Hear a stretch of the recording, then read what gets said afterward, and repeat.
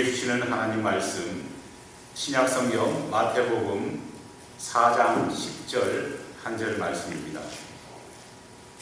마태복음 4장 10절 한 절 말씀, 주신 하나님 말씀 제가 봉독해 올리겠습니다. 이에 예수께서 말씀하시되 사탄아 물러가라, 기록되었으되 주 너희 하나님께 경배하고 다만 그를 섬기라 하였느니라. 아멘.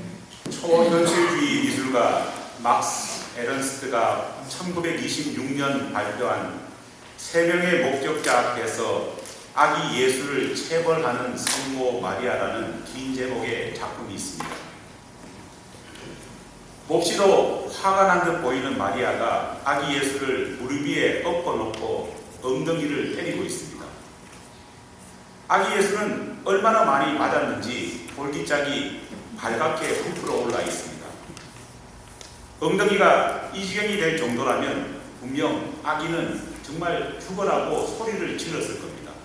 하지만 창밖에 있는 사람들은 아기의 울음소리를 못 들었는지 아니면은 듣고도 외면하고 있는지 무심하게도 고개를 돌린 채 서로 이야기꽃만 피우고 있습니다. 현재 이 그림은 독일 쾰른 루드비히 박물관에 전시되어 있습니다. 그림을 보셨으면 느꼈겠지만은 이 그림은 발표되자 엄청난 논란을 불러일으켰습니다. 먼저 가톨릭 교회 쪽에서는 어떻게 성모 마리아를 그렇게 무서운 타이거맘으로 만들 수 있냐고 비난하기 시작했습니다. 온화하고 자애로운 그런 마리아를 분노 조절 장애가 있는 엄마로 완전히 만들어버렸다는 겁니다. 개신교 쪽에서도 난리가 났습니다. 마리아에게 엉덩이가 붉게 물들 정도로 맞은 성자 예수님, 여러분 한번 생각해 보십시오. 이토록 참을 수 없는 신성모독이 여기에 들어있다고 개신교회 쪽에서는 비난했습니다. 어떻게 성자 예수님이 사람에게 맞을 수 있느냐는 겁니다. 성자 예수님, 하나님이신 분이 인간인 마리아에게 체벌을 받았다는 겁니다. 하지만 그림을 통해서 막스 에런스트가 말하고 싶었던 메시지는 분노 조절 장애를 가지고 있는 어머니 마리아도 아니고 성자 예수님이 맞았다고 하는 신성 모독에 대한 메시지도 아니었습니다. 화가는 그림을 감상하고 있는 관람객들이 진짜 주목해야 할 주인공으로 마리아도 예수님도 아니라 그림 뒤편에 창문 밖에서 모든 상황을 외면한 채 잡담을 늘어놓고 있는 바로 그 사람들을 주목하기를 원했던 겁니다. 작가가 이 그림을 발표할 당시 1926년은 제1차 세계대전이 막 끝나는 그런 시점이었습니다. 제1차 세계대전은 한마디로 인류 역사상 가장 참혹한 만행들이 저질러진 그런 전쟁이었습니다. 대량 학살이라고 하는 말이 제1차 세계대전부터 튀어나왔습니다. 그렇게 많은 사람들이 학살당하고 그렇게 많은 사람들이 죽었음에도 불구하고 전쟁은 끝났지만 그 어떤 사람도 반성도 책임도 느끼는 세계 지도자들이 아무도 없었습니다. 오히려 전쟁이 끝났음에도 불구하고 더욱더 서로를 헐뜯으면서 제2차 세계대전의 군부를 지피고 있었던 겁니다. 작가는 폭력을 사용하는 마리아의 모습과 성자, 체벌받는 그 아기 예수의 모습을 통해서 인간이 가지고 있는 죄성이 얼마나 진한지, 얼마나 크고 중대한지를 보여주려 했던 겁니다. 우리는 예수님에 대해서 참 많은 것들을 알고 있습니다. 많은 분들에게 여쭤보면요, 예수님에 대해서 다 아는 것처럼 이야기합니다. 하지만 예수님에 대해서 잘 알고 있음에도 불구하고 우리는 너무나 자주 잊어버리는 요건이 하나 있습니다. 그게 뭐냐? 예수님은 신, 즉 하나님이심과 동시에 바로 인간이라는 겁니다. 그러나 이 말이 예수님이 그리스 신화에 나오는 켄타우로스처럼 반틈은 인간의 모습을 하고 반틈은 말의 모습을 한 반신반인의 그런 모습이 예수님의 모습이냐, 그런 말은 아닙니다. 우리 기독교는 완전하신 하나님이시면서 동시에 완전한 인간의 모습을 하신 예수님을 믿습니다. 완전한 대제사장이시면서 동시에 완전한 희생 제물이 되신 바로 그 예수님. 그렇기 때문에 그 예수님을 통해서 우리는 죄에서부터 구원함을 받을 수 있는 겁니다. 만약 예수님께서 우리와 똑같은 인간이 아니셨다면요, 우리를 대신해서 죄를 짊어질 희생 제물이 결코 될 수 없는 겁니다. 하나님의 모습을 가지신 성자 예수님, 동시에 인간의 모습을 가진 나사렛 예수. 성경은 선뜻 이해하기 힘든 이 예수님의 두 모습을요, 명확하게 증거하고 있습니다. 에베소서 1장 17절과 히브리서 4장 15절 말씀을 보면 예수님의 신성과 인성이 명확하게 묘사되고 있습니다. 먼저 에베소서 1장 17절 말씀입니다. 우리 주 예수 그리스도의 하나님, 영광의 아버지께서 지혜와 계시의 영을 너희에게 주사 하나님을 알게 하시고. 우리 주 예수 그리스도는 하나님이라고 말하고 있습니다. 영광의 아버지라고 선포하고 있습니다. 히브리서 4장 15절 말씀입니다. 우리에게 있는 대제사장은 우리의 연약함을 동정하지 못하실 리가 아니요 모든 일에 우리와 똑같이 시험을 받으신 이로되 죄는 없으시고. 모든 일, 모든 면에서 예수님의 인성은 우리와 똑같아 말하고 있습니다. 우리와 똑같은 시험을 예수님도 겪으셨다 증거하고 있습니다. 예수님께서는 공생의 기간 자신을 통해서 하나님이 어떤 분이신지를 사람들에게 보여주셨습니다. 동시에 예수님께서는 자기 자신의 모습을 통해 인간이 어떤 존재인지를 또한 사람들에게 알려주셨습니다. 예수님께서는 우리 인간을 대표하셔서 우리 인간이 겪을 수 있는 모든 시험을 낱낱이 보여주시고, 어떻게 해야 우리 인간이 사탄의 유혹으로부터 죄 짓지 않고 그 죄를 이겨낼 수 있느냐, 예수님은 우리에게 가르쳐 주셨습니다. 그렇다면 예수님께서 우리에게 보여주신 우리 인간의 연약함이라는 것은 과연 어떤 것이 있을까요?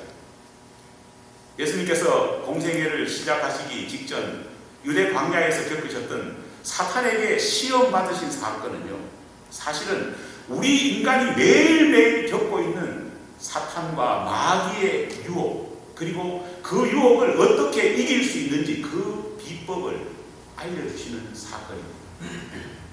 과연 우리는 어떤 사탄의 유혹을 받으면서 지금도, 오늘도, 내일도 살아가는 것일까요?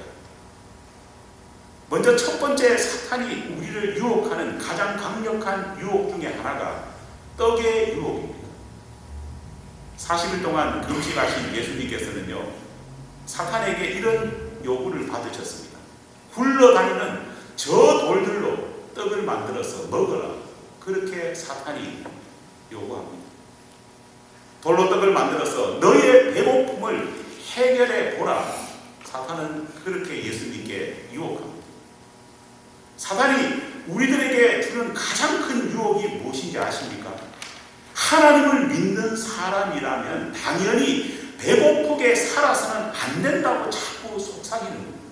예수 믿는 사람이 그렇게 배고프고 그렇게 가난하게 살면 되겠느냐? 사탄은 이 문제를 자꾸 제기하면서 우리를 유혹합니다. 그렇게 말하면서 만약에 하나님이 살아계시다면 네가 그렇게 배고프게, 네가 그렇게 가난하게 살 수 있겠느냐? 하나님이 어디 계시느냐? 그렇게 우리에게 말합니다. 사탄의 이 시험을 예수님께서는 어떻게 이기셨을까요? 마태복음 4장 4절 말씀입니다. 예수께서 대답하여 이르시되 기록되었으되 사람이 떡으로만 살 것이 아니요 하나님의 입으로부터 나오는 모든 말씀으로 살 것이라 하였느니라 하시니, 사람은 떡으로만 살아서는 안 된다. 예수님께서 말씀하셨습니다.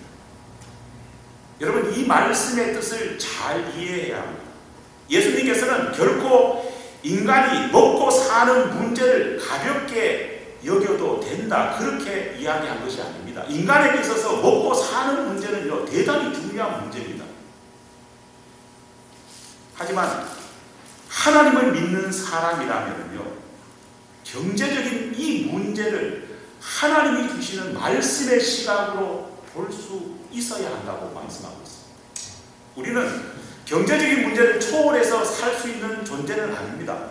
우리는 먹고 사는 문제, 경제적인 문제가 삶 속에서 우리를 짓누르기도 하고 우리를 괴롭힙니다. 피할 수 없습니다. 하지만 우리가 이 세상에 몸담고 있는 동안 경제적인 문제, 먹고 사는 문제가 아무리 중하다고 할지라도 사람이 떡으로만 살 것이 아니라 하나님의 입으로부터 나오는 모든 말씀으로 살라는 예수님의 이 말씀처럼요, 경제적인 문제가 아무리 중요하더라도 항상 하나님의 말씀을 먼저 생각하고 하나님의 말씀에 순종하면서 경제적인 문제, 나의 먹고 사는 문제를 해결해야 된다. 예수님은 말씀하고 있는 겁니다. 사탄은 항상 우리에게 더 많은 떡을 얻기 위해서, 더 많은 물질을 가지기 위해서 하나님 말씀 정도는 무시해도 된다, 그렇게 속삭입니다. 더 경제적인 풍요를 얻기 위해서면, 그것을 누릴 수만 있다면 말 그대로 못할 짓이 없다고 우리를 유혹합니다. 사실 우리는 사탄의 이 유혹 앞에 얼마나 많이 넘어져 왔습니까? 얼마나 많이 죄를 범하면서 자기 합리화를 해왔습니까? 하지만 예수님께서는 단호하게 말씀하십니다. 그렇게 해서는 안 된다.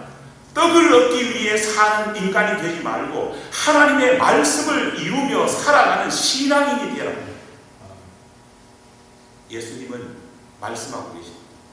모든 물질은 하나님의 뜻을 이루기 위해 사용할 도구로 우리에게 주신 것이지, 떡과 물질 그 자체가 인간의 삶의 목적이 되어서는 안 된다.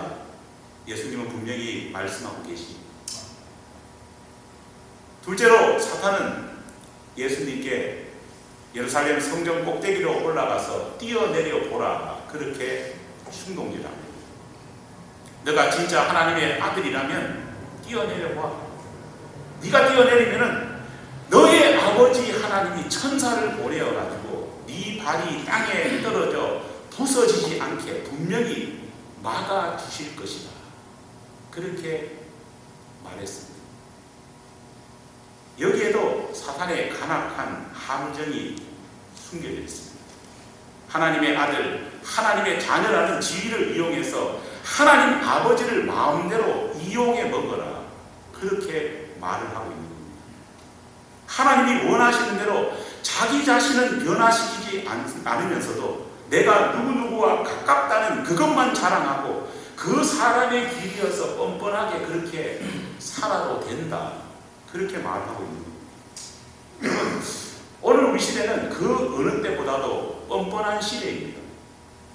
자기 자신의 허물과 죄를 회개하기보다는, 자기 자신을 변화시키려고 하기보다는 내가 누구를 잘한다, 누구누구의 자식이라고 하는 그런 것을 내세우면서요, 타인의 길이어서 나의 죄나 나의 약함이나 나의 변화를 포기하는 시대가 바로 오늘 우리 시대입니다. 여러분, 참 유행하는 말 많지 않습니까? 엄마 찬스, 아빠 찬스, 그리고 북한의 김일성, 김정일, 김정은 부자의 덕을 만큼 부모의 부를 세습하는 그러한 뻔뻔한 세습들이 공견하게 이루어지는 것이 오늘 우리 시대입니다. 나의 노력이나 나의 힘쓰기 아닌 이미 정해져 있는 누군가의 힘을 빌어가지고요 살아가겠다는 겁니다. 공정함이 상실된 시대입니다. 사단이 예수님께 했던 두 번째 유혹도 똑같습니다. 너 아버지가 누구냐고? 성부 하나님 아니냐? 네가 뛰어내리면 너희 아버지가 아빠 찬스를 이용해서 너를 살려주지 않겠느냐. 여기에는요 중요한 심각한 문제가 있습니다. 사단은 예수 그리스도를 하나님으로 보지 않고 있다는 거예요. 너는 뛰내리면 죽는다. 너희 아빠가 네가 아빠 찬스를 이용해야지만이 어떻게 된다고요? 살 수 있다고 말하고 있습니다. 이전 시대의 사람들은 빽이라는 것을 부러워는 했지만 동시에 부끄러운 것으로 생각했습니다. 여러분 그렇지 않습니까? 난 누구 빽 있어. 옛날에는요 빽을 자랑하면서도 그렇게 말하면서도 좀 얼굴이 화끈거렸습니다. 하지만 지금 우리 시대는 빽과 뇌물이 가장 강력한 능력처럼 되어버렸습니다. 이런 세상, 이런 모습은 하나님이 원하시는 모습이 결코 아닙니다. 하나님께서는 아모스 선지자를 통해서 이렇게 말씀하셨습니다. 아모스 5장 24절입니다. 오직 정의를 물같이 공의를 마르지 않는 강같이 흐르게 할지어다. 아모스 시대는 북이스라엘 그 자체가 한마디로 수치를 모르는 뻔뻔한 시대였습니다. 당시 북이스라엘에는 재판이라는 것이 사실 필요 없는 그런 시대였습니다. 왜냐하면요 판사에게 모두 뇌물을 주어가지고 뇌물이 얼마나 많이 바쳐지냐에 따라서 판사의 판결이 달라지기 때문에 결정되기 때문에 판사를 안다는 이유만으로 피해자가 바로 가해자가 되고 가해자가 피해자가 되는 그런 시대가 바로 아모스 시대였습니다. 돈 있는 자가 진리가 되었고 힘없고 가난한 사람들은 늘 착취당하고 힘없는 사람들은요 거짓이 되어버린 시대가 아모스 시대였습니다. 이런 시대의 상황 속에서 종교 지도자 역시 타락해서 이 타락의 길에 합세합니다. 아모스 8장 5절 말씀을 읽어드립니다. 너희가 이르기를 월삭이 언제 지나서 우리가 곡식을 팔며 안식일이 지나서 우리가 밀을 내게 할고 에바를 작게 하고 세계를 크게 하여 거짓 저울로 속이며. 여러분 이 말씀이 무슨 말씀인지 아십니까? 명절이 되거나 절기가 되어가지고 예루살렘 성전에서 제사가 지내집니다. 그런데 제사를 집행하는 종교 지도자들, 제사장과 대제사장들은요 어떤 생각을 하고 있었냐면은 하루빨리 이 제사가 끝나고 이 절기가 끝나기를 학수고대하고 있었습니다. 왜 그랬을까요? 왜냐하면 제물로 바쳐진 그것들을요 빨리 시장에 내다 팔기 위해서 하나님께 바쳐진 제물을 하나님께 드리는 것이 아니라 싱싱할 때 시장 상인에게 빨리 되팔아야지 뭐가 생길까요? 돈이 생깁니다. 많이 해보셨는데 심지어 어떤 잘못까지 저지릅니다. 시장 상인에게 팔 때 자신이 가지고 있는 제사장, 대제사장의 지위를 이용해서 저울까지 속여서 상인들에게 되팔았습니다. 그렇게 큰 이득을 남겼던 겁니다. 오늘 우리가 살고 있는 이 시대의 모습, 아니 우리가 죄악된 마음으로 가지고 있는 은근히 기대하는 모습, 그런 모습이 이런 모습은 아니겠습니까? 마지막으로 사탄은 예수님을 산꼭대기 높은 곳으로 데리고 갔어요. 세상 모든 만물을 보여주면서 자신에게 경배하면 이 모든 권세를 너에게 주겠다, 그렇게 제안합니다. 마태복음 4장 9절입니다. 이르되 만일 내게 엎드리면 경배하면 이 모든 것을 내게 주리라. 사탄은 인간에게 많은 유혹을 던집니다. 그런데 사탄이 인간에게 주는 유혹 가운데에 가장 크고 가장 악랄한 유혹이 뭐냐? 바로 생략의 유혹입니다. 이것은 뭐냐 하면요, 합당한 노력을 하지 않고 단 한 번 절하는 것만으로도 모든 과정을 다 스킵해버리고 좋은 것을 주겠다는 그런 유혹입니다. 다시 말하면 일명 불로소득의 유혹입니다. 사탄은 늘 손쉬운 해결책을 주겠다, 그렇게 자꾸만 우리를 유혹합니다. 눈 한번 질것 감으면, 고개 한번 숙이면 바로 어떤 수고나 어떤 노력이나 어떤 고통도 겪지 않고 그것이 실현되는 것처럼 자꾸 우리를 유혹합니다. 과정 없는 결과만, 수고 없는 결실이 마치 있는 것처럼 노력 없는 한탕을 자꾸 사탄은 충동이랍니다. 바로 21세기 우리를 향해서, 우리의 자녀들을 향해서 사탄이 가장 강력하게 뿜고 있는 유혹이 바로 이것입니다. 여러분, 한국에서 여러 가지 신조어가 많이 남지 않습니까? 신조어 가운데에 유명한 신조어로 이런 것이 있습니다. 영끌이라는 것이 있습니다. 카푸어라는 것이 있습니다. 여러분, 코인퉁이 무슨 말인지 아십니까? 영끌은 뭐냐 하니까요, 영혼까지 끌어서 집이나 최고급 자동차나 가상화폐를 사는 겁니다. 여러분, 친척이나 부모의 돈을 끄는 게 아니고 영혼까지 끌어 쓴다는 대단한 말 아닙니까? 카푸어는 뭔지 아십니까?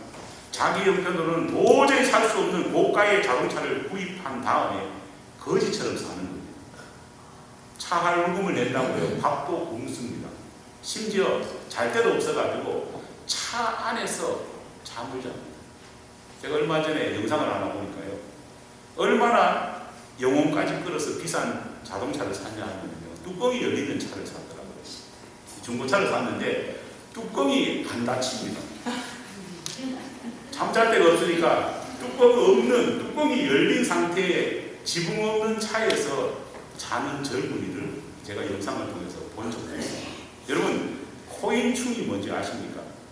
바퀴벌레가 썩은 냄새가 나는 음식물에 다글 모이듯이요, 가상화폐라고 하는 것을 사기 위해서 모여들고 그걸 얻기 위해서 수많은 사람들의 돈을 빌려서 투자하다가 집안 전체가 망하는 그런 경우를, 바로 그런 사람들을 코인충이다, 그렇게 말합니다. 금년 9월 한국 국회기획재정위원회 보고에 따르면요, 현재 한국에서 MZ세대라고 부르는 21살부터 30살까지 청년들 가운데에 신용불량자의 비율이 얼마나 되느냐. 전체 신용불량자 가운데 한국에서 21살부터 30살까지 신용불량자 비율이 무려 29.7%라고 합니다. 여러분, 엄청나지 않습니까? 21살에서 30살까지면 아직까지 대학생이거나 직업 준비생들입니다. 그런데 그런 사람들이 전체 한국의 신용불량자 가운데에 무려 30%를 점하고 있다는 겁니다. 이들 중에 2.7%는요, 한국 돈으로 1억, 미국 돈으로 대충 계산하면 10만 불이 넘는 빚을 이미 지고 있다고 합니다. 문제는 이런 사람들이 사업을 하다가 실패해서 빚을 지거나 어떤 일을 준비하다가 생긴 그런 빚이 아니라는 겁니다. 좋은 말로는 투자고 나쁜 말로는 투기하다가 젊은 나이에 이런 문제가 발생합니다.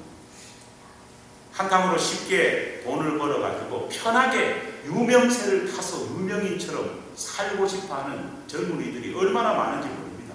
다른 사람을 사기쳐도 내가 유명인이 되고 내가 한탕해가지고 뭘 잡을 수 있으면요, 다 된다고 생각하는 사람들이 넘쳐나고 있습니다. 최근에 한국에서 전 총조라고 하는 사기꾼이 한국 사회를 발칵 뒤집어 놓았습니다. 하지만 전 총조를 욕할 필요가 없습니다. 왜 그럴까요? 전 총조는 잘못이 밝혀졌지만요, 사실은 한국 땅에는 수많은 예비 전 총조가 엄청나게 넘쳐나고 있기 때문입니다. 우리가 살고 있는 미국도 아마 다르지 않을 겁니다. 반드시 거쳐야 될 과정을 생략한 채 무언가만을 얻으려고 하는 유혹, 노력하지 않고 그 이상의 것을 누리려고 하는 유혹을 사단은 우리에게 매일매일 던져주고 있습니다. 사랑하는 여러분, 큰 일을 이루기 위해서, 큰 사람이 되기 위해서는요, 그에 합당한 큰 노력과 큰 희생이 필요한 것이 성경이 말하는 진리입니다. 믿습니까? 하지만 사탄은 이런 모든 것을 생략해도 네가 큰 것을 얻을 수 있다, 그렇게 계속해서 말합니다. 합당한 노력이나 합당한 희생은 고루한 사람이나 미련한 사람들이 하는 짓이라고 사단은 계속해서 우리를 향해서 속삭이고 있습니다. 하지만 유대 광야에서 사탄의 이러한 유혹 앞에 서신 예수님께서는요, 어떻게 이 사탄의 유혹을 물리치셨느냐. 마태복음 4장 10절 말씀입니다. 이에 예수께서 말씀하시되 사탄아 어떻게 하라고요? 물러가라 선포하셨습니다. 예수님이 알려주신 이런 사탄의 유혹을 물리칠 수 있는 가장 간단하고 가장 명료한 방법이 뭡니까? 이런 상황, 이런 유혹에 내가 다가섰을 때, 내게 그것이 다가왔을 때 더러운 사탄아 물러가라고 선포하면서 물리치는 것입니다. 사탄의 더러운 속삭임을 믿음의 분명한 선포로 응징하는 것, 물리치는 것, 이것이 첫 번째입니다. 하지만 우리는 그렇게 못하는 것 같아요. 이런 유혹이 오면 어떡합니까? 해볼까? 사탄아 물러가라가 아니고 하나님의 축복에는 생략의 축복이 없습니다. 시편 126편 5절로 6절 말씀입니다. 눈물을 흘리며 씨를 뿌리는 자는 기쁨으로 거두리로다. 울며 씨를 뿌리러 나아가는 자는 정령 기쁨으로 그 단을 가지고 돌아오리로다. 하나님의 참된 복은 생략의 복이 아니라 정상적인 과정을 거치면서 하나님과 함께 어려움과 고난을 이겨나가는 것이 하나님의 복입니다. 우리말에는 길에 관련된 두 가지 중요한 단어가 있습니다. 첫 번째 단어가 뭐냐 하면요, 지름길입니다. 두 번째 단어는 애움길이라고 하는 말입니다. 여러분, 지름길 익숙하시죠? 지름길 다 아시죠? 제가 설명 안 해도 지름길은 다 압니다. 많이 들어봤습니다. 왜 그럴까요? 우리가 그만큼 지름길을 사랑하기 때문에, 좋아하기 때문에, 많이 쓰기 때문에 이 말은 앞으로도 없어지지 않을 겁니다. 왜냐? 우리는 지름길을 좋아하는 인생이기 때문에. 하지만 애움길이라는 말은요, 여러분 들어보셨습니까? 무슨 뜻일까요? 이 말을 듣고 뜻을 아는 사람을 저는 보지를 못했습니다. 이 말도 분명 한글이고 한국말입니다. 하지만은 사람들이 얼마나 안 썼으면요, 잊어버렸습니다. 왜 잊어버리냐? 별로 좋아하지 않는 말이기 때문입니다. 지름길은 쇼카트, 그냥 스킵해가지고 그냥 가버리는 길입니다. 하지만 애움길은 뭐냐 하니까요, 바로 둘러 모든 과정을 다 거쳐서 가는 길을 한국말로 애움길이라고 말합니다. 여러분, 질러 가시는 것을 좋아하십니까? 모든 과정을 다 거쳐 가시는 걸 좋아하십니까? 질러 가는 거 좋아하죠. 자식에게 말할 때도 너는 지름길 가라고 말하겠습니까? 애움길 가라고 말하겠습니까? 대부분 부모 100%는요 애움길이 아니라 지름길 가라고 말합니다. 하지만 성경은 분명히 말합니다. 성경에는 지름길이라는 것이 없습니다. 성경은 항상 애움길을 말하고 있는 겁니다. 이상하게도 하나님께서는 하나님의 선택된 자에게 길을 걷게 하실 때는요, 쇼카트로 가는 것이 아니라 항상 둘러 모든 과정을 다 거치게 만드셨다는 겁니다. 여러분, 하나님이 아브라함을 부르실 때 하나님이 갈대아 우르에서 약속의 땅 가나안을 가라 비전을 주셨지 않습니까? 그때 하나님께서 쇼카트로 그냥 가라고 말씀하셨을까요? 실제로 아브라함이 가장 빠른 지름길로 가나안 땅에 갔을까요? 아닙니다. 이상하게도 아브라함은요 애움길을 택했습니다. 하나님은 애움길로 아브라함을 인도하셨습니다. 갈대아 우르를 떠나서요 정말 삥 둘러서 메소포타미아의 하란 땅에서요 오랫동안 또 머물렀습니다. 돌고 돌아서 마침내 가나안 땅으로 들어갈 수 있게 하나님이 인도하셨다는 겁니다. 여러분, 출애굽할 때 이스라엘 백성들의 루트를 한번 생각해 보십시오. 출애굽할 때 지름길이 있었습니다. 해안을 따라서 그냥 가버리면요 정말 며칠 안에 갈 수 있는 짧은 길도 있었습니다. 하지만 우리 하나님은 어떤 길을 그들에게 요구하시고 그들에게 허락하셨습니까? 애움길. 가장 멀리 시나이 반도를 돌고 돌아가지고 가게 만드셨다는 겁니다. 왜 그랬을까요? 여러분, 지름길은요 놓치는 것이 많습니다. 지름길은 찰나로 지나가기 때문에 수많은 것들이 놓쳐집니다. 하지만은 애움길은 다릅니다. 모든 과정을 거쳐가면서 하나님의 손길도 느끼고 고난 속에서 하나님의 은혜도 체험하는 것이 바로 애움길이기 때문입니다. 지름길은 노력이 아닌 요행을 바랍니다. 훈련이 아닌 요령만 펼치는 길이 바로 지름길입니다. 하지만 애움길은요, 그 길 속에 길을 걸어가는 사람이 깎이고 때로는 꺾임을 당하는 그 속에서 하나님의 능력을 체험하고 하나님께서 그 속에서 한 사람을 훈련시키기 때문입니다. 하나님이 원하시는 길은 생략된 길이 아니라 하나님이 원하시는 길은 모든 노력과 정성이 다 들어가 있는 온전한 길을 우리에게 원하십니다. 애움길이 멀리만 보이지만 그렇게 생각하는 그런 여러분이 되지 않았으면 좋겠습니다. 우리를 찾아오신 하나님께서 우리에게 주시는 가장 빠른 길은요, 하나님과 동행하며 하나님이 우리 스스로를 훈련시키는 그 애움길과 같은 길이라는 사실을 우리 모두가 기억하며 그 길을 걷기 위해 노력하는 우리 모두가 되기를 간절히 축원합니다.